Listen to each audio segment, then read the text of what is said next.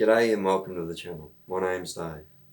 Today I'm going to be working on a couch that I'm building out of the rear panels of a car. When you cut the rear end off a car, it tends to get fairly floppy. So basically you need to put a framework into it to strengthen it back up and give you a base for the seat as well. So today we're going to be working on the very base of it. This is probably the hardest part to start. Once you get this in, it becomes fairly easy to start working out where everything else goes.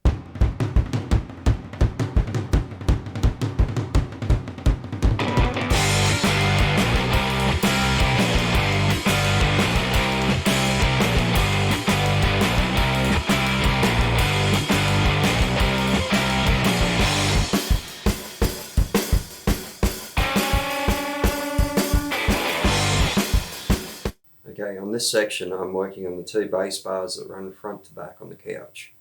I'm purposefully hanging them out past the body because I'll be hidden under the bumper bar, and that way I can keep the caster wheels as far forward as possible. This just helps stabilise the couch. It's one of the issues I have with the couch I'm sitting on right now, is if you sit on the front edge of it, it tips up on you. And I don't want that on this new couch, and I will also be trying to repair it on the one I'm sitting on right now. Alright, cheers.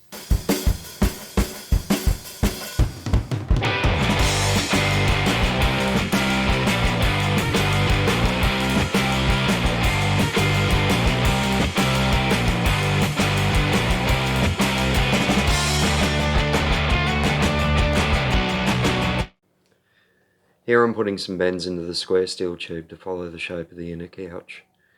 I don't own a bender, so I'm using the vise to make the bends. This deforms the sides of the square steel tube and puts a kink in the front side of it as well. So I hammer the sides flat just to make it follow the shape of the couch a bit better. But at the end of the day, you're not going to see it because it's all going to be covered when the couch is finished. Another way of doing this is to make multiple cuts most of the way through the square steel tube, bend it to shape, weld it up and grind it flat. But obviously that takes a lot more time. Either way, there's a couple of options for you.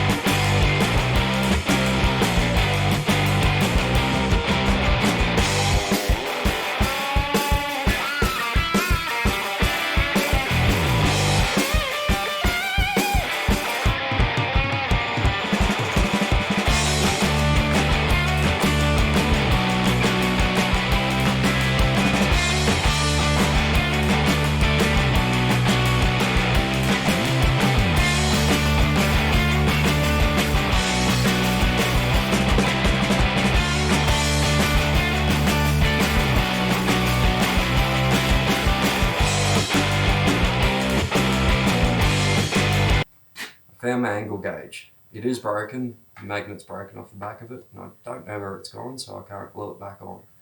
But I've got my quarter panels realigned using this. It's just a little bit more reliable than the level. Now I can start welding in the basic frame in the base, and I'll work my way up from there, strengthening up the rest of the body.